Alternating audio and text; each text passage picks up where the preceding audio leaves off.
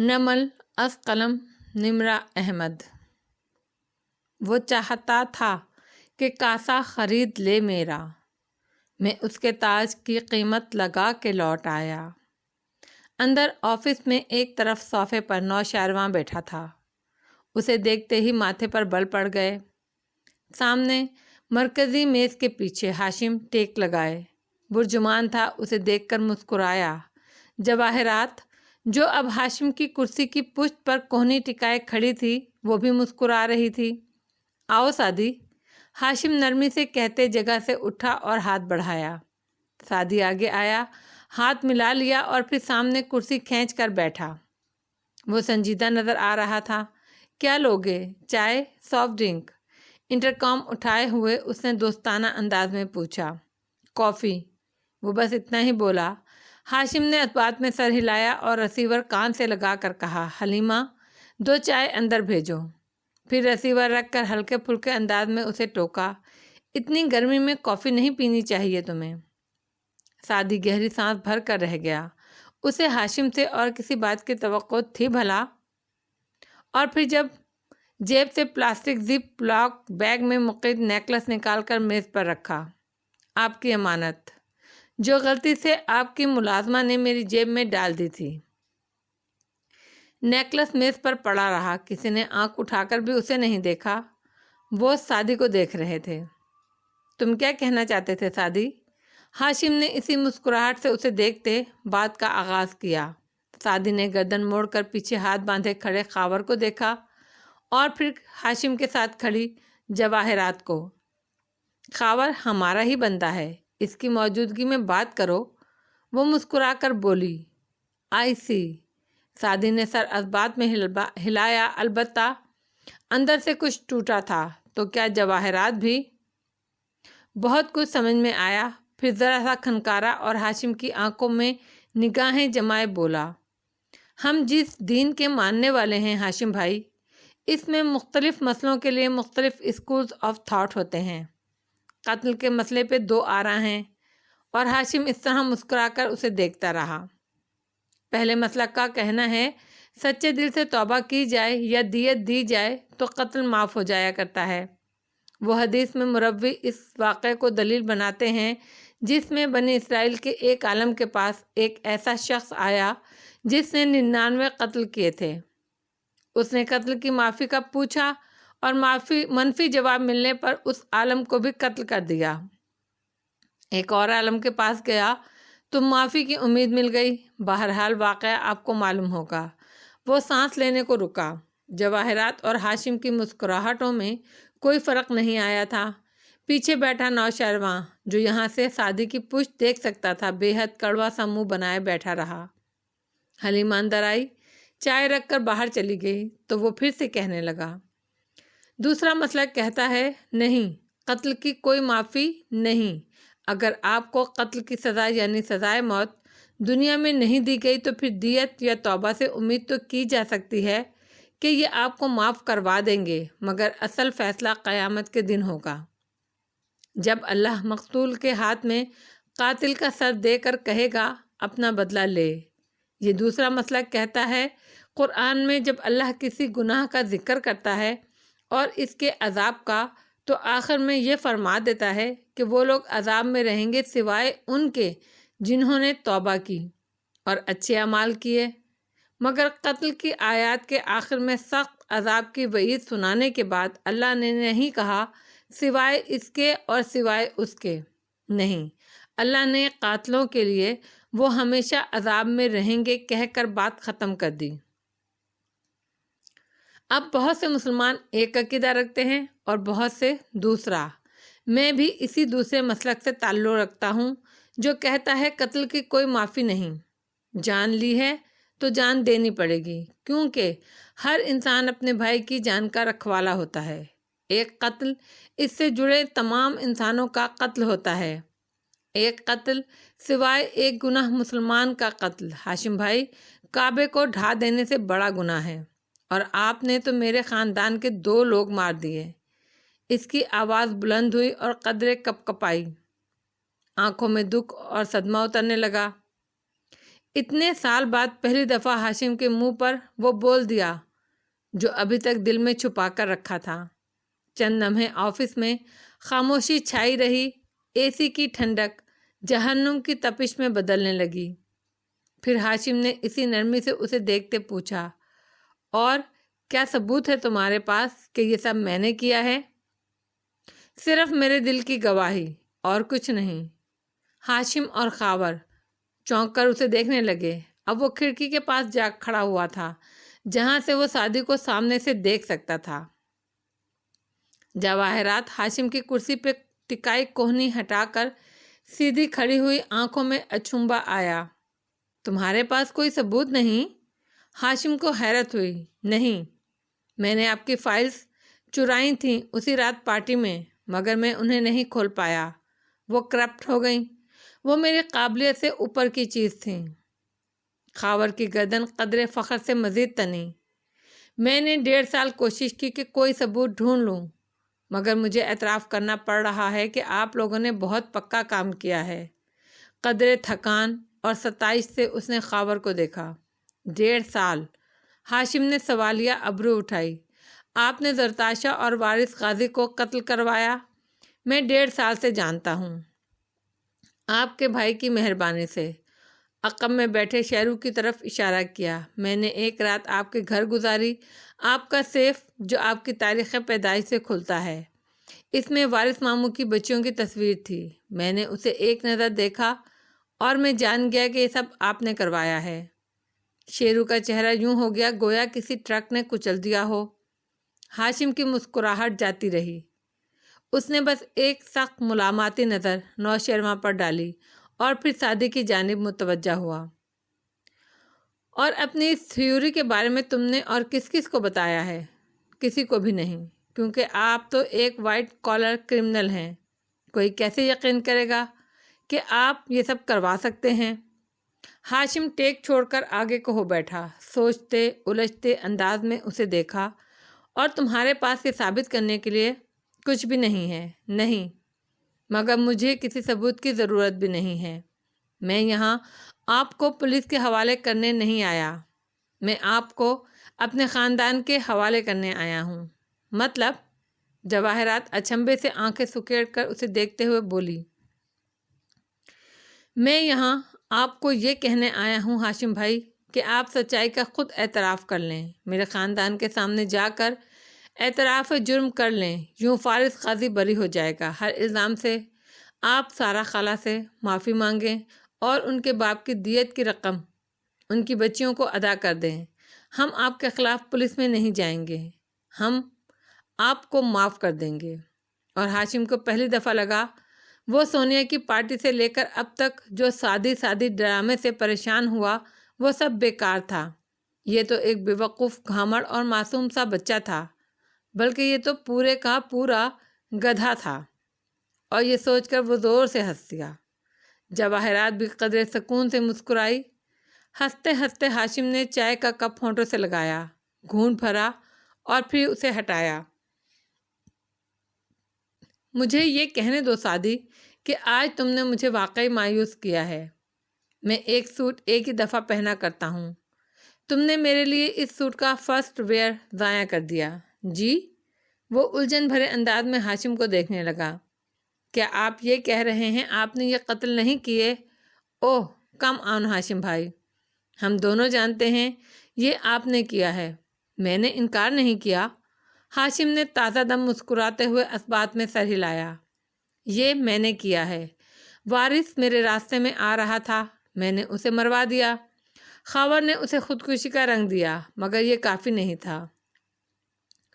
اس کا قتل کور اپ کرنے کے لیے ہمیں زرتاشا کی قربانی بھی دینی پڑی، زمر کو بھی زخمی کرنا پڑا، جس کے لیے مجھے بہت افسوس ہے۔ ہاں ٹھیک ہے سعدی، یہ سب ہم نے ہی کیا ہے، ممی، خاور اور میں نے۔ سعدی کی دکھ بھری نگاہیں ہاشم کی کرسی کے ساتھ کھڑی جواہرات تک گئیں، پھر وہاں سے کھڑکی کے آگے کھڑے خاور تک جا پھسلیں۔ تو یہ سب ساتھ تھے شروع دن سے، مگر تم سعدی، تم نے تو آج مجھے سخت مایوس کیا۔ میرا خیال تھا تم ثبوت کا کوئی انبار لے کر آؤ گے میرے پاس، مگر تم تم تو وہی معصوم بچے ہو جس سے میں 7 سال پہلے ملا تھا۔ تم کس دنیا میں رہتے ہو؟ اب کہ ہاشم کو افسوس ہونے لگا، آگے ہو کر ہتھیلیاں باہم ملائے وہ برہم سے کہنے لگا، تمہیں کیا لگا یہ تم قتل کی لمبی سی تقریر یاد کر کے میرے سامنے دہراؤ گے اور میں فوراً جا کر تمہارے خاندان کے پیروں میں گر جاؤں گا، ان کی منتیں کروں گا کہ وہ مجھے معاف کر دے؟ مطلب تم نے یہ سوچا بھی کیسے؟ غصے اور افسوس سے زیادہ حیرت شدید تھی۔ تو کیا آپ اب بھی معافی نہیں مانگیں گے؟ کیا آپ اتنے گلٹ کے ساتھ رہ لیں گے؟ سعدی نے تعجب سے اسے دیکھا۔ تم اپنا دماغ کہاں چھوڑ کر آئے ہو سعدی؟ تمہیں واقعی لگا تھا کہ ہاشم تمہارے کہنے پہ یہ کر لے گا؟ اف! جواہرات کو اس کی ہر بات ناگوار گزر رہی تھی۔ اور آپ سارا خالہ کو دیت بھی ادا نہیں کریں گے؟ تو بات آخر میں پیسے پر آ گئی۔ ٹائی کی نوٹ ڈھیلی کرتے ہاشم نے ٹیک لگائی۔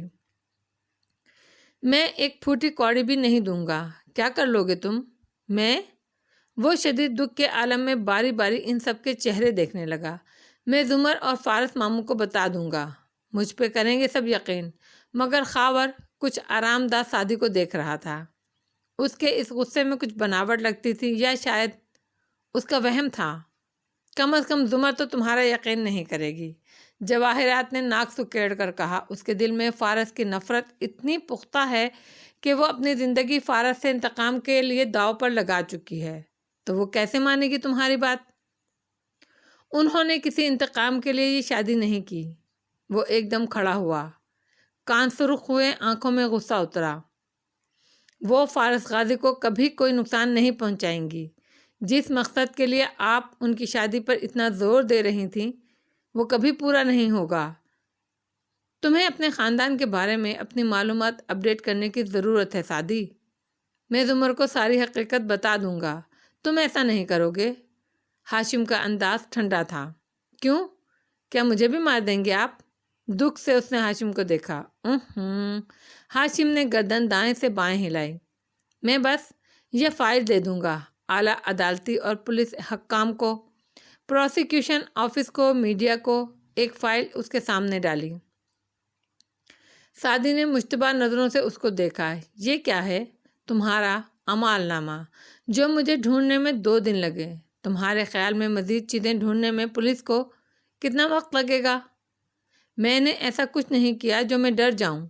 کیا تم نے جج کو بلیک میل نہیں کیا؟ اس فائل میں تمہارے اور جسٹس سکندر کے درمیان تبادلہ کی گئی ای میلز اور ٹیکسٹ میسیج کا ریکارڈ ہے، جو ہمیں خود جسٹس صاحب نے مہیا کیا ہے۔ بے شک تمہارا نمبر پرائیویٹ ہے اور ای میل انجانا، لیکن جسٹس صاحب کا نمبر تو اصلی ہے، جیسے ہی میں نے یہ فائل پروسیکیوشن آفس بھجوائی، فارس غازی پھر سے گرفتار ہو جائے گا، اور اس دفعہ تم بھی ساتھ ہی جیل جاؤ گے۔ تمہارا خاندان تمہیں کھو دے گا سعدی۔ سعدی نے گہری سانس لی، کرسی کھینچی، واپس ٹانگ پر ٹانگ رکھ کر بیٹھا، سنجیدگی سے ہاشم کو دیکھا۔ اور اگر میں کسی کو کچھ نہ بتاؤں تو؟ اب کہ ہاشم کھل کر مسکرایا، جواہرات نے بھی مطمئن سی سانس خارج کی۔ نوشیروان ہنوز خاموش تھا، اور خاور، وہ اب بھی غیر آرام دہ سا کھڑا تھا۔ کچھ تھا جو اسے ڈسٹرب کر رہا تھا، کچھ غلط تھا۔ میرا خیال ہے ہم ایک معاہدے کو پہنچ سکتے ہیں۔ ہاشم نے کڑوی چائے کا کپ اٹھایا، گھونٹ بھرا اور پھر اسے ہاتھ میں پکڑے کہنے لگا، پاکستان میں ایک انسان کی دیت کتنی ہے؟ یہی کوئی 30-31 لاکھ روپے۔ میں تمہیں 30 کروڑ دوں گا۔ دیکھو، یہ رشوت نہیں ہے، دیت ہے، تمہارا حق ہے، تم اپنے ماموں کی دیت لو۔ میں تمہیں خرید نہیں رہا، کفارہ ادا کر رہا ہوں۔ مجھے افسوس ہے جو بھی میں نے کیا وہ غلط تھا۔ I am sorry for that. افسوس سے سر ہلاتے ہوئے اس نے بات جاری رکھی، لیکن میں بھی تو خوش نہیں ہوں اس کے بعد۔ دیکھو، میرا باپ بھی مر ہی گیا، بے شک قدرتی موت تھی، مگر میں نے کسی کو کھونے کا غم اٹھایا ہے۔ جواہرات کی گردن میں گرتی سی ڈوب کر ابھری۔ میری شادی ٹوٹ گئی، میری بچی ڈسٹرب ہو کر رہ گئی، مجھے دوبارہ گھر بنانے کی تمنا ہی نہیں رہی۔ اب میں صرف کام پر دھیان دیتا ہوں۔ میں نے بھی بہت دکھ اٹھائے ہیں، میں اپنی سزا کاٹ رہا ہوں۔ اب تم مزید مجھے کیا سزا دینا چاہتے ہو؟ دیکھو بچے، اگر تم آنکھ کے بدلے آنکھ مانگو گے تو ساری دنیا اندھی ہو جائے گی۔ تم معاف کرنا سیکھو، درگزر کرو اور آگے بڑھ جاؤ۔ 30 کروڑ لو، اپنی فیملی کو باہر سیٹل کرو۔ میں تمہیں امریکہ میں کسی بہترین کمپنی میں جاب دلوا دوں گا، میرا وعدہ ہے۔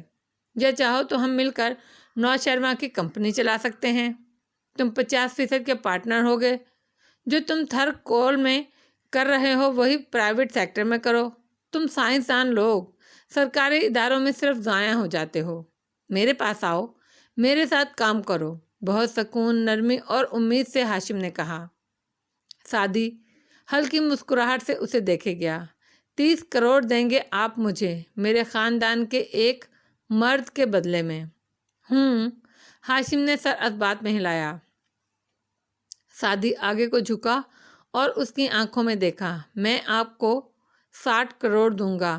مجھے اجازت دیجیے کہ آپ کے اس آدھے مرد جتنے بھائی کو گلا گھونٹ کر اسے پنکھے سے لٹکا دوں اور کہوں کہ یہ خودکشی ہے۔ منظور ہے؟ کمرے کا درجہ حرارت بدل گیا۔ نوشہرہ کے بدن میں شرارے دوڑے۔ وہ بھڑک کر کھڑا ہوا۔ آدھا مرد کہہ کر ہاشم نے ہاتھ اٹھا کر اسے تھم جانے کا اشارہ کیا اور خود سعدی کی طرف دیکھا تو چہرے پر بے پناہ سختی تھی۔ میرے بھائی سے تمہارے خاندان والوں کا مقابلہ نہیں، اس لیے کوشش بھی مت کرو، برہمی سے چبا چبا کر وہ بولا۔ 7 کڑی جواہرات بھی آنکھوں میں تپش لیے سعدی کو گھور رہی تھی۔ تم اپنی بات کرو، کیا لوگے؟ اپنا منہ بند رکھنے کے لیے؟ منہ بند نہیں رکھوں گا، آج ہی جا کر سب کو سچائی بتاؤں گا۔ جرم کیا ہے تو بھگتنا پڑے گا ہاشم بھائی۔ وہ بھی اتنی ہی سختی سے بولا تھا۔ ہاشم تعصب سے اسے دیکھے گیا۔ کیا تم وہی نہیں ہو جس کو ہمیشہ میں نے فیملی کی طرح ٹریٹ کیا؟ کیا تم وہی نہیں ہو جو خود بھی ایک جج کو بلیک میل کرنے کا جرم کر چکے ہو؟ سعدی ایک دم ہنس پڑا۔ ہاشم بھی تلخی سے مسکرایا۔ اس میں مزاحیہ کیا بات تھی؟ کچھ نہیں، اس نے مسکراہٹ دباتے سر جھٹکا۔ ایک کتاب میں فجر میں روز پڑھتا ہوں، لوگ کہتے ہیں اس میں پرانی کہانیوں کے علاوہ کچھ نہیں ہے، مگر میں آپ کو بتاؤں اس کی پرانی کہانیوں میں بہت کچھ ہے۔ اسی میں ایک کہانی میں ایک چرواہے کی بھی ہے۔ کسی زمانے میں اس چرواہے کو ایک بادشاہ نے اڈاپٹ کیا تھا، مگر جب برسوں بعد خدا نے اس کو اسی محل کے دربار میں کلمہ حق کہنے بھیجا تو بادشاہ وقت نے کہا، آپ وہی نہیں ہیں موسیٰ جو ایک قتل کر کے یہاں سے بھاگے تھے؟ تو مجھے صرف قدرت کی حصے مزاح پر ہنسی آئی۔ یہ بہت دلچسپ لیجنڈ ہے، مگر میرے پاس وقت کم ہے۔ اس نے کلائی پر بندھی گھڑی دیکھتے ہوئے بات کاٹی۔ تمہیں میرے پیسے رکھنے لینے چاہیے تھے، مگر تم نے نہیں رکھے، تمہاری مرضی۔ اب سنو، اگر سعدی کی آنکھوں میں دیکھتے ہوئے اس کی آنکھوں میں زمانے بھر کی سنگینی در آئی، اگر تمہارے منہ سے ایک بھی لفظ نکلا تو میں تمہاری فائل آگے کر دوں گا۔ پوری دنیا جان جائے گی کہ تم اور فارس فراڈ ہو، اور یہ کہ تمہاری بہن نے کس طرح بورڈ ایگزام میں چیٹنگ کی ہے۔ تم تینوں رات تک تھانے میں بند ہو جاؤ گے۔ اور سعدی یوسف کو لگا ساری کائنات تھم گئی ہے۔ یہ ناممکن تھا کہ ہاشم یہ بات جانتا ہو۔ وہ ایک دم کھڑا ہوا۔ میری بہن کے بارے میں بکواس کرنے کی ضرورت نہیں ہے، وہ ہمیشہ اپنی محنت سے بورڈ ٹاپ کرتی رہی ہے۔ غصے سے وہ غرایا۔ ہمیشہ کا تو پتہ نہیں، مگر 2 ہفتے پہلے اپنے آخری پیپر میں جب وہ چیٹنگ کرتی ہوئی پکڑی گئی تھی اور اس نے مجھے وہاں بلایا تھا تو ہاشم سرسری انداز میں کہتے اس کے تاثرات دیکھ کر رکا۔ چہرے پر ایک دم حیرانی لے آیا۔ اوہ، اس نے تمہیں نہیں بتایا؟ سعدی کی آنکھیں غصے اور اچنبھے سے سکڑیں۔ کیا کہانیاں سنا رہے ہیں آپ مجھے؟ سعدی، جواہرات نے مسکراتے ہوئے سے پکارا۔ تمہاری بہن 2 ہفتے قبل سونی کی پارٹی کی صبح اپنے پیپر کے دوران چیٹنگ کرتے ہوئے پکڑی گئی تھی اور اس نے ہاشم کو مدد کے لیے بلایا تھا۔ تمہیں تو ہاشم کا احسان مند ہونا چاہیے کہ اس نے معاملہ رفع دفع کر دیا۔ سعدی کا غصہ بے یقینی میں بدلتا گیا۔ اس نے باری باری ان سب کے چہرے دیکھے۔ مجھے آپ کی کسی بات پر یقین نہیں ہے، ہاشم نے جواب دینے کے بجائے ایک نمبر ملا کر اسپیکر آن کیا۔ موبائل کو ہاتھ میں گھماتے، سعدی کو مسکرا کر دیکھتے दूसरी जानिब जाती घंटी सुनने लगा। जी अस्सलाम वालेकुम कारदार साहब। फ़ोन जल्द ही उठा लिया गया। वालेकुम अस्सलाम ख्वाजा साहब, कैसे मिजाज हैं? वो कहकर फ़ोन पर रुका और देख सादी को रहा था। सादी खामोश था, चुपती मुश्तबा निगाहें हाशिम पर जमी थीं। अल्लाह का करम है, आप सुनाइए। मैंने उस बच्ची के सिलसिले में फ़ोन किया था, याद है ना आपको? आपके कॉलेज में बीए के एग्ज़ाम में जो बच्ची चीटिंग करती पकड़ी गई थी और उसने मुझे बुलवाया था। जी जी, इस प्रेसिडेंट साहबा ने मुझे बाद में तमाम सूरत हाल बता दी थी। हुनैन यूसुफ नाम था उसका और रोल नंबर था 13051। आप ना होते तो जनाब उसके पेपर पर सुर्ख कांटा लगना ही था। सादी की रंगत जद पड़ने लगी। उसके कदमों से आहिस्ता आहिस्ता जान निकल रही थी, कतरा ब कतरा। ये तो आपकी करम नवाजी है जी। हाशिम ने उसका चेहरा देखते तशक्कुर से सर को खम दिया। वैसे अब भी अगर आप उसकी रिपोर्ट कर दें तो आप रेजिडेंट की गवाही काफ़ी होगी। और उसका दर्द कैंसर करवाने के लिए? जी जी बिल्कुल सर, जब उसे इस तरह बचा सकते हैं तो रिपोर्ट भी कर सकते हैं। क्या रिपोर्ट करनी है उसकी? वो राजदारी से बोले। हाशिम मुस्कुराया। वो मुस्कुराते हुए बहुत हैंडसम लगता था। नहीं अभी नहीं, अगर ज़रूरत पड़ी तो बताऊंगा। ओके जी ओके। अच्छा कारदार साहब, F10 में मेरा जो प्लाट, कल डिनर पर आइएगा, वहीं बात करेंगे। सिलसिला मुनक़ता करके उसने मोबाइल मेज़ पर डाला। बैठ जाओ सादी और पानी पियो, ठंडा पानी। मुस्कुराकर नरमी से कुर्सी की तरफ इशारा किया, मगर वो खड़ा रहा। उसकी रंगत सफ़ेद पड़ रही थी और आंखों में सुर्खी उभर रही थी। क्या अब यकीन आया कि तुम्हारी बहन तुमसे ज़्यादा मुझ पर भरोसा करती है? सादी की कनपटी की रगें उभरने लगीं, सफ़ेद रंगत सुर्ख पड़ने लगी। हाशिम की आंखों में देखते वो गुर्राया। इस जाली कॉल से मुझे रत्ती बराबर फ़र्क नहीं पड़ता। मेरी बहन ऐसा कुछ नहीं कर सकती। आप सिर्फ मुझ पर दबाव डालने के लिए ऐसा कर रहे हैं। ये आपकी भूल है। इस तरह आप हमारे ख़ानदान को तोड़ सकते हैं। उसके अंदर जो तूफ़ान बरपा था, उनको जिन दिक्कतों से छुपाकर उसने बज़ाहिर गर्दन अकड़ा कर कहा, सिर्फ उसका दिल ही जानता था। कदमों में लर्जिश थी, दिल डूब रहा था, मगर वो सादी था। उसे अभी नहीं टूटना था, बस चंद मिनट और। तो जाओ अपनी बहन से पूछ लो। हाशिम ने बस अफसोस से इतना कहा, गो कि वो खुद भी उसको इतने यकीन पर तिलमिला रहा था। सादी गुस्से से उसे देखता रहा। मेज़ पर दोनों हाथ रखे आगे झुका। मेरे ख़ानदान से दूर रहें हाशिम भाई। खून रंग होती आंखों से बुलंद आवाज़ में गुर्राया, वरना मैं वो करूँगा आपके साथ कि आपकी नस्लें याद रखेंगी, अगर आपकी नस्लें बच पाईं तो। पीछे काउच पर बैठे नौशरवा के कान सुर्ख पड़े। सोफे की गद्दी को मुट्ठी में ज़ोर से भींचा, गोया जब्त किया। दूसरा हाथ बार बार जेब की तरफ जाता। खावर की निगाह भी बार बार उसके जेब की तरफ जाते हाथ तक उठ जाती। हाशिम अभी तक टेक लगाए पुरसकून बैठा था। इस धमकी पर ज़रा सा ज़ख्मी सा मुस्कुराया। इतने बुग़्ज़ हैं तुम्हारे दिल में मेरे लिए तो अभी तक मुझे हाशिम भाई क्यों कहते हो? सादी ने कुछ कहने के लिए लब खोले, मगर अल्फाज ख़त्म हो गए। इस सवाल का जवाब खुद उसके पास भी नहीं था। आपका लिहाज कर जाता हूँ, आज के बाद नहीं करूँगा। दोबारा मेरी बहन का नाम मत लेना। हाशिम कारदार उंगली उठाकर सख्ती से उसे देखते तनबीह की, और इस सारे में पहली दफ़ा हाशिम के चेहरे पर शदीद तकलीफ़ उभरी। कहीं कुछ क्षण से टूट गया, कभी ना जुड़ने के लिए। जवाहिरात ने वो तकलीफ़ देख ली थी। फ़ौरन तब कर उसे मुखातिब किया, तो फिर जाओ और अपने ख़ानदान की फ़िक्र करो, हमारी नहीं। सादी ने तनफ़ुर से सर झटका। मोतु बगीज़ कम। कुरान के ये 2 अल्फाज बुलंद आवाज़ में पढ़े। मर जाओ अपने गुस्से में तुम लोग। कुर्सी को पैर से ठोकर मारी और सुर्ख आंखों से उन दोनों को घूरते मुड़ गया। हाशिम ने इसी तासुब से उसे बाहर जाते देखा। दरवाज़ा बंद हुआ तो वो ताज्जुब और अफसोस से बोला, ये इतना बेवकूफ़ होगा मैंने नहीं सोचा था। नौशेरवां सादी के पीछे गया था।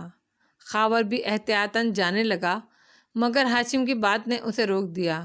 میرا نہیں خیال سر کہ وہ بے وقوف ہے۔ جب اسے آڈیو ملی میں نے کہا تھا یہ لڑکا گڑبڑ ہے، مگر آپ نے تب بھی اسے انڈر ایسٹیمیٹ کیا۔ آپ پھر وہی کر رہے ہیں۔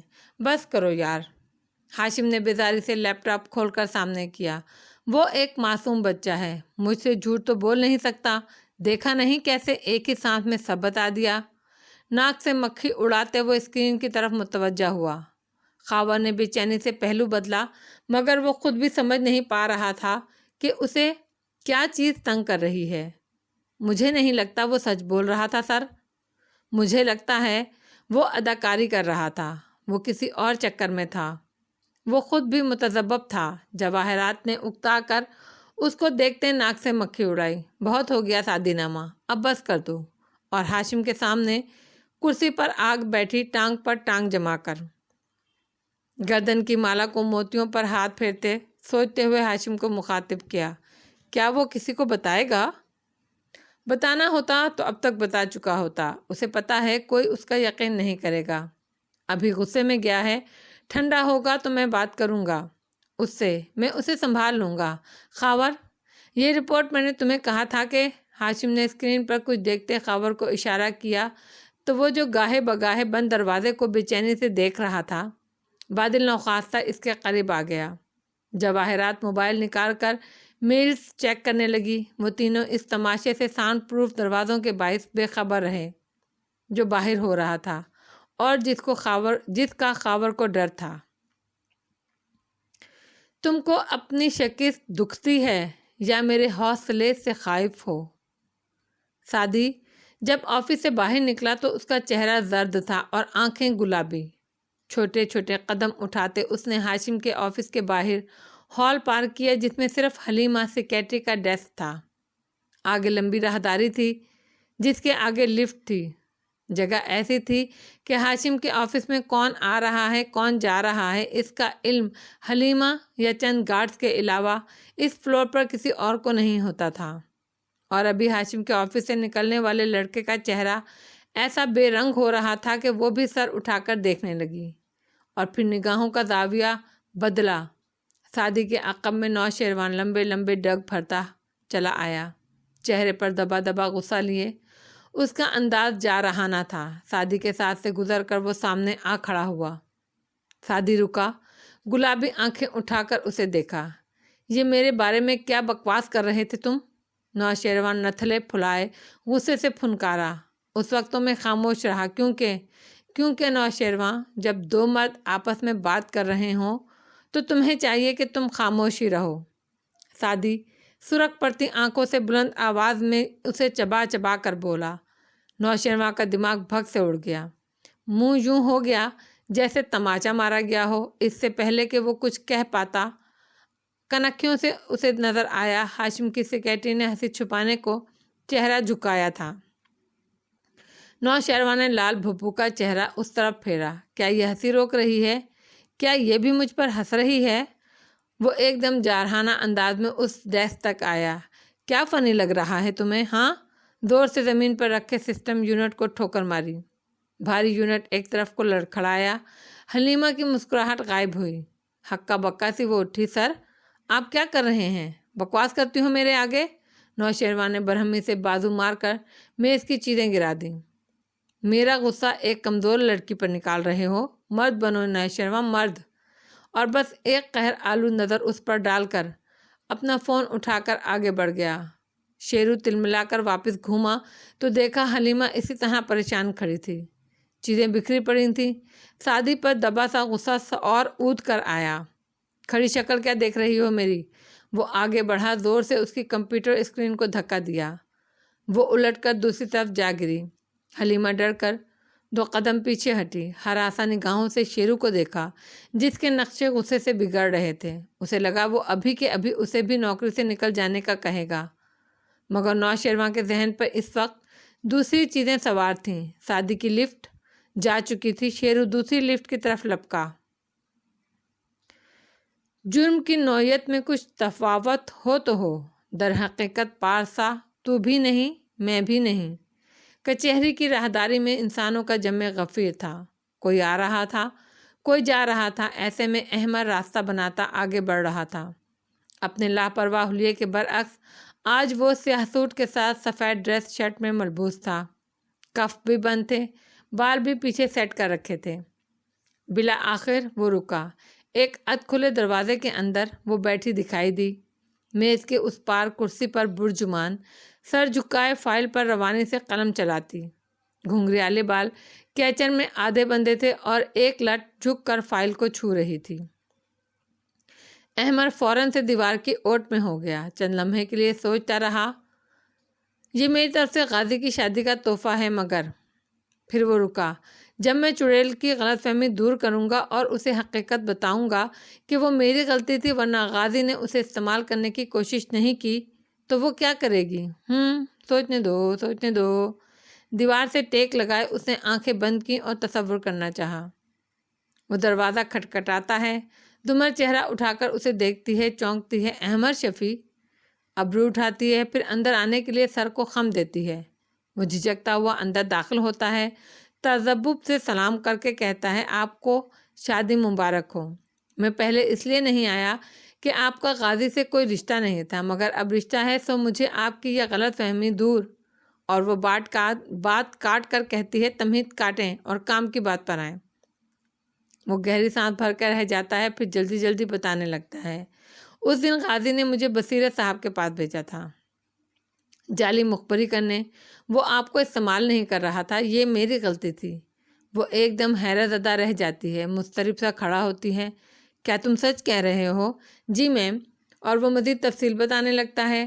وہ جیسے جیسے سنتی جاتی ہے اس کا رنگ زرد پڑتا جاتا ہے، یہاں تک کہ آنکھوں میں آنسو آ جاتے ہیں، یعنی کہ اس نے کچھ نہیں کیا اور میں ایسے ہی اتنے سال اس کو مورد الزام ٹھہراتی رہی۔ اف اللہ! وہ سر دونوں ہاتھوں میں گرائے بیٹھ جاتی ہے۔ کیا وہ مجھے معاف کر دے گا؟ میں نے اس کو غلط سمجھا۔ احمد نے برا سا منہ بنا کر آنکھیں کھولیں، تصور غائب ہوا۔ راہداری میں لوگوں کا شور سماعتوں میں گونجنے لگا۔ اس نے اپنے سر پر چپت رسید کی، یہ چڑیل اتنی ایموشنل۔ اس نے پھر سے آنکھیں بند کر کے سوچنا چاہا۔ تصور کا پردہ روشن ہوا۔ وہ زمر کے سامنے کھڑا اسے بتا رہا ہے، وہ میری غلطی تھی، غازی نے مجھے بصیرت صاحب کے پاس بھیجا تھا۔ وہ ایک دم غصے سے کھڑی ہوتی ہے، تمہیں کیا لگتا ہے میں تمہاری بکواس پر یقین کر لوں گی؟ یہ کہانی کسی اور کو جا کر سناؤ۔ میں جانتی ہوں اس روز اسی نے تمہیں میرے پاس مخبری کرنے کے لیے بھیجا تھا۔ غصے سے کھا جانے والی نظروں سے اسے دیکھتے وہ کہتی ہے، اف! احمد نے تل ملا کر آنکھیں کھولیں، بے بسی سے چوکٹ تک گردن نکال کر جھانکا، جہاں وہ پرسکون سی سر جھکائے فائل پر لکھتی ہی جا رہی تھی۔ اب جو ہوگا دیکھا جائے گا۔ وہ جی کڑا کر اوٹ سے نکلا اور دروازے کو انگلی سے بجایا۔ لکھتے لکھتے زمر نے سر اٹھایا، اسے دیکھ کر وہ چونکی۔ احمد شفیع؟ ابرو اٹھا کر قدرے تعجب سے اسے دیکھا، پھر قلم بند کر کے کرسی پر پیچھے کو ٹیک لگائی، سر کے غم سے اندر آنے کا اشارہ کیا۔ وہ متذبذب سا اندر داخل ہوا، سلام کیا، تھوک نگل کر خشک گلا تر کیا، اس کے عین سامنے آ کھڑا ہوا۔ میں آپ کو شادی کی مبارکباد دینے آیا تھا اور ساتھ میں ایک پرانی غلط فہمی بھی دور کرنا تھی۔ وہ خاموشی مگر نرمی سے اس کو دیکھتی رہی۔ وہ جعلی مخبری جو میں نے کی تھی وہ مجھے آپ کے پاس جا کر نہیں کرنی تھی، غازی نے مجھے بصیرت صاحب کے پاس بھیجا تھا، وہ نہیں تھے تو میں نے آپ کو بتا دیا، یہ میری غلطی تھی۔ اس کو تو پتہ بھی نہیں تھا کہ میں اس طرح کر دوں گا۔ سانس روکے احمد نے رک کر اس کا چہرہ دیکھا۔ وہ چپ چاپ اسے دیکھتی رہی، پھر اسی پرسکون اور نرم انداز میں بولی، مجھے پتہ ہے۔ احمد کے سارے تصورات بھگ سے اڑ گئے۔ جی؟ وہ بے یقینی سے اسے دیکھنے لگا، آپ کو کیسے پتہ؟ مجھ سے ہی تو آپ نے پوچھا تھا بصیرت صاحب کا، وہ نہیں تھے تو آپ نے مجھے بتا دیا، میں سمجھ گئی تھی۔ احمد تیزی سے 2 قدم آگے آیا، مطلب ہے کہ آپ جانتی ہیں سب، تو پھر آپ غازی سے خفا کیوں ہیں؟ کیونکہ اس نے مجھے استعمال کر کے جیل توڑنی چاہی۔ وہ ہلکے سے کندھے اچکا کر اسی سکون سے بولی۔ احمد الجھن سے رک کر اسے دیکھنے لگا، مگر ابھی آپ نے کہا آپ کو معلوم ہے کہ وہ میری غلطی تھی تو؟ زمر چند ثانیے اسے دیکھتی رہی، پھر گہری سانس لے کر کرسی کی طرف اشارہ کیا، بیٹھیے احمد۔ اتنی عزت؟ کوئی اور وقت ہوتا تو وہ سوچتا، مگر ابھی وہ فوراً سے کرسی سنبھال کر بیٹھا۔ آگے کو ہوئے بے چینی سے اسے دیکھا۔ آپ کے انداز سے لگتا ہے آپ ہماری شادی کے بارے میں بہت کچھ جانتے ہیں۔ میں اپنے ذاتی معاملات یوں ڈسکس نہیں کرتی، مگر چونکہ موضوع آپ نے چھیڑا ہے اس سے آپ کا تعلق بھی ہے، اس لیے مجھے بتائیے، اس روز کیا تاریخ تھی جب آپ میرے پاس جعلی مخبری لے کر آئے تھے؟ پتہ نہیں، وہ گڑبڑایا۔ اس روز 16 تاریخ تھی۔ کیا آپ کو یاد ہے اس کے بعد فارغ سے ملنے میں کس دن جیل آئی تھی؟ یقین کیجئے جیل میں مجھے کیلنڈر نہیں دیا گیا تھا، گو کہ یہ میرا پریزن رائٹس کے خلاف ہے، مگر 21 تاریخ کو دوبارہ جیل آئی تھی اور میں نے فارغ کو بہت سنائی تھی، یعنی 4 دن بعد۔ ٹھیک؟ جی ٹھیک۔ وہ توجہ سے سن رہا تھا۔ آپ نے کس دن فارغ کو بتایا کہ یہ مخبری آپ نے میرے سامنے کی ہے؟ اسی دن 16 تاریخ کو، جاتے ساتھ ہی بتا دیا تھا۔ بہت غصہ ہوا مجھ پر۔ اس نے کہا وہ آپ کو استعمال نہیں کرنا چاہتا تھا، اور جو اسے بولتے بولتے وہ رکا۔ زمر اداسی سے مسکرائی۔ اور پھر فارغ نے کیا کیا احمر؟ اور احمر کو لگا اس کے منہ پر چابک دے مارا گیا ہو۔ وہ ہونقوں کی طرح زمر کی شکل دیکھنے لگا۔ پھر اس نے غائب دماغی سے دہرایا، آپ مجھے یہ بتانے آئے ہیں وہ بے قصور ہے کیونکہ اس نے کچھ نہیں کیا؟ میں آپ کو بتاتی ہوں وہ قصوروار ہے کیونکہ اس نے کچھ نہیں کیا۔ احمر بس شل سا اسے دیکھے گیا۔ کیا وہ فارغ کی حمایت میں اتنا اندھا ہو گیا تھا کہ اسے سامنے کی بات نظر نہیں آئی؟ 16 تاریخ کو آپ نے اسے بتایا آپ نے مجھے استعمال کیا ہے۔ مجھے اندازہ تھا یہ بات آپ اسے جاتے ہی بتا دیں گے۔ پھر آگے میں آپ کو بتاتی ہوں کیا ہوا۔ وہ تحمل سے کہہ رہی تھی۔ وہ آپ پر خفا ہوا، غصہ ہوا، اور پھر وہ چپ ہو گیا۔ اس نے کچھ نہیں کیا۔ میں نے اسے 4 دن دیے، انگوٹھا بند کر کے 4 انگلیاں دکھائیں، 4 دن، تاکہ وہ اپنی غلطی کو درست کر لے۔ مجھے یقین تھا یہ صرف ایک غلطی ہے۔ 18 تاریخ کو اسے جوڈیشنل ریمانڈ کی توسیع کے لیے عدالت لایا گیا۔ کوریڈور میں میں نے اسے گزرتے دیکھا۔ ابھی چند روز پہلے ہی تو اس نے مجھے وہاں رک کر کہا تھا کہ وہ بے گناہ ہے، مگر 18 تاریخ کو مجھے دیکھ کر خاموشی سے گزر گیا۔ میں انتظار کرتی رہی ایک دفعہ وہ کہہ دے یہ احمر کی غلطی تھی، ہم آپ کو استعمال نہیں کر سکتے۔ مگر اس نے پلان جاری رکھا۔ احمر بالکل لاجواب سا ہو کر اسے دیکھ رہا تھا۔ یہ وہ وقت تھا جب میں نے 2.5 سال تک اس کی بات نہیں سنی، کیونکہ مجھے ڈر تھا میں اسے معاف کر دوں گی، اور جب وہ میرے سامنے آیا تو میں نے شاید اسے معاف کر بھی دیا تھا۔ میں اس کے کیس کی خود تحقیق کرنے جا رہی تھی۔ میں سب کچھ اپنے ہاتھ میں لینا چاہتی تھی۔ میرا دماغ کہتا تھا وہ اتنے گواہ جنہوں نے اسے گن لے کر ہوٹل کے کمرے میں جاتے دیکھا ہے، جنہوں نے اسے اپنے بھائی کے ایک ہاسٹل کے کمرے سے رات کو نکلتے دیکھا ہے، وہ سب سچ کہہ رہے ہیں۔ مگر میرا دل کہتا تھا میں اسے ایک چانس اور دوں، اور میں نے دیا۔ احمر صاحب، میں نے اس کو 4 دن دیے کہ وہ اپنی غلطی درست کر لے۔ ٹھیک ہے اسے نہیں پتا تھا، مگر جب پتہ چل گیا تب کیا کیا اس نے؟ کیا مجھے بتایا کہ ہم ریورٹ نہیں جیل توڑنے جا رہے ہیں؟ کیا سوچا کہ فرار کے بعد میرا کیا بنے گا؟ میں ایک عورت ہوں، ایک عورت کے ساتھ یہ پوری کچہری کیا کرے گی؟ اس کو معلوم تھا سب، مگر اس نے کچھ نہیں کیا۔ اس دن میں نے ہمیشہ کے لیے فارغ پر اعتبار کرنا چھوڑ دیا۔ اب مجھے اس پر اعتبار ہی نہیں رہا۔ پھر بھی جب میں اس کے پاس گئی تو اس سے کہا کہ تم نے اپنے سائیڈ کک احمر کے ابرو کھینچے، مطلب اپنے سائیڈ کک کو میرے پاس بھیجا، تو یہ کہتے ہوئے بھی میری خواہش تھی کہ وہ کہہ دے مجھے تو نہیں پتا، میں نے تو کچھ اور کہا تھا۔ مگر اس نے پلک تک نہیں جھپکی، یعنی وہ جانتا تھا کہ آپ مجھے کہہ آئے ہیں، اور اس نے کچھ نہیں کیا، معافی نہیں مانگی۔ احمر، کیا اسے مانگنی نہیں چاہیے تھی؟ احمر کا سر خود بخود اثبات میں ہلا۔ اس نے شاید اس لیے وہ ٹھہر گیا۔ ساری دلیلیں ختم ہوئیں۔ بے بسی سے اس نے زمر کو دیکھا۔ یہاں اس کا قصور ہے، مگر اس نے وہ قتل نہیں کیے۔ وہ نگاہیں زمر کے چہرے سے ہٹا نہیں پا رہا تھا، جو پرسکون سی بیٹھی تھی، اور اس کی آنکھوں میں اداسی تھی، مگر اطمینان بھی تھا۔ جب آپ کو ایک دھوکہ سامنے آ جائے تو آپ کے سارے سچ مشکوک ہو جاتے ہیں، اور یہ مت کہیے گا کہ اس نے وہ قتل نہیں کیے۔ آپ کے چہرے پر لکھا ہے کہ آپ کو خود بھی یقین نہیں کہ وہ بے گناہ تھا۔ احمد نے آہستہ سے سر ہلا دیا۔ مجھے نہیں پتا وہ بے گناہ ہے یا نہیں۔ اس کے خلاف اتنے ثبوت ہیں کہ اگر سوچوں تو وہ قاتل لگتا ہے، مگر وہ میرا دوست ہے، مجھے اس کی ہر بات ٹھیک لگتی ہے۔ آئی ایم سوری، ہم نے بہت غلط کیا۔ خفت سے گردن قدرے جھکا کر وہ بولا۔ مجھے آپ کی معذرت سے فرق نہیں پڑتا، آپ میرے کچھ نہیں لگتے۔ نرمی سے کندھے اچکا کر وہ بولی تو وہ اسے دیکھے گیا، پھر اٹھ گیا۔ اگر آپ کو کبھی یہ معلوم ہو کہ وہ بے گناہ ہے اور اسے پھنسایا گیا ہے تو آپ کیا کریں گی؟ وہ بے گناہ نہیں ہے، کم از کم مجھے اب اس پر یقین نہیں آتا۔ میں دوبارہ آپ سے معذرت کرتا ہوں۔ اس کا آفس چھوڑنے سے پہلے احمد نے پھر سے کہا۔ دومر نے سر کو بس خم دیا، مگر وہ جانتا تھا کہ اس نے معذرت قبول نہیں کی تھی۔ لخ زشوں سے ماروا، تو بھی نہیں میں بھی نہیں، دونوں ہیں انسان، خدا تو بھی نہیں میں بھی نہیں۔ احمد اپنے کچن کے اونچے اسٹول پر سوچ میں گم بیٹھا تھا جب دروازہ کھلنے کی آواز آئی، پھر بھاری قدم قریب آتے سنائی دیے۔ کیوں بلایا ہے؟ فارس بے نیازی سے پوچھتا ساتھ والے اسٹول پر بیٹھا، کوہنیاں کاؤنٹر پر رکھ لیں اور گردن موڑ کر اسے دیکھنے لگا۔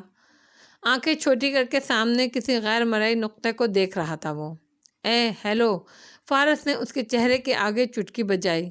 وہ چونکا نہیں، بس آہستہ سے گردن موڑ کر اسے دیکھا۔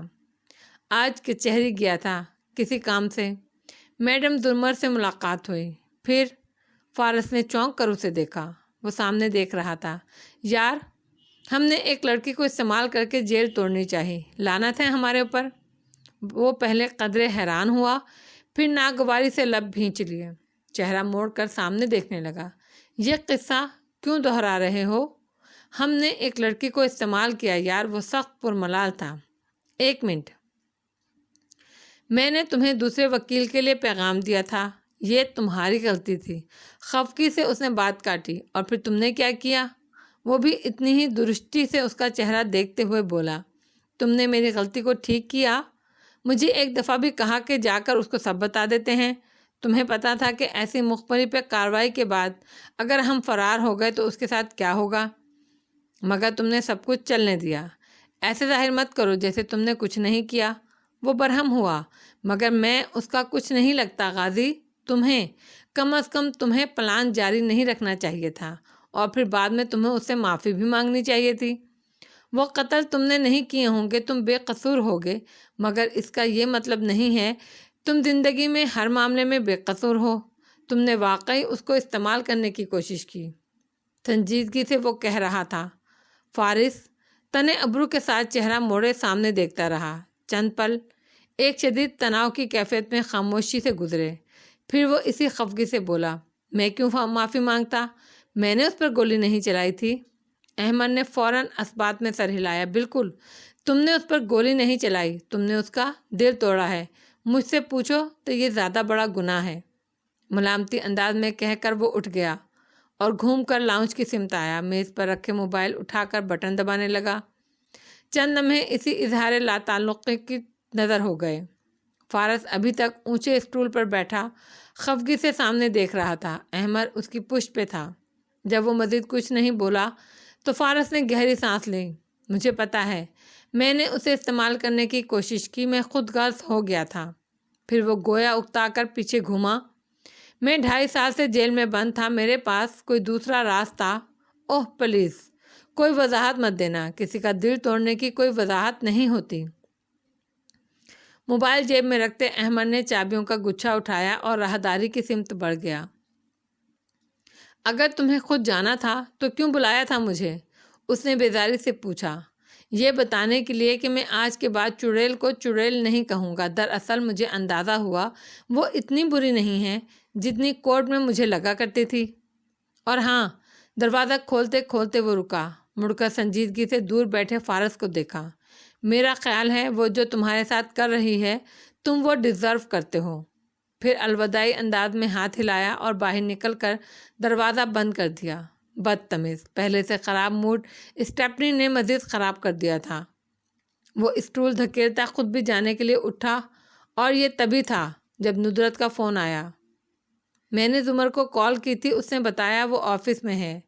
تم دونوں یوں کرو، دوپہر میں ہماری طرف آ جاؤ۔ سعدی صبح کہہ کر گیا تھا کہ شام کو ریسٹورنٹ کو کسٹمرز کے لیے بند کر کے ہم باربیکیو کریں گے۔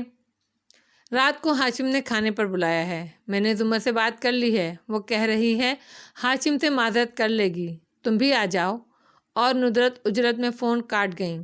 فارس نے بیزاری سے موبائل کو تکا۔ اگر ہاشم سے معذرت کرنی ہی تھی تو میرے سامنے ہاں کرنے کی کیا ضرورت تھی؟ بے حد برے موڈ میں وہ وہاں سے نکلا تھا۔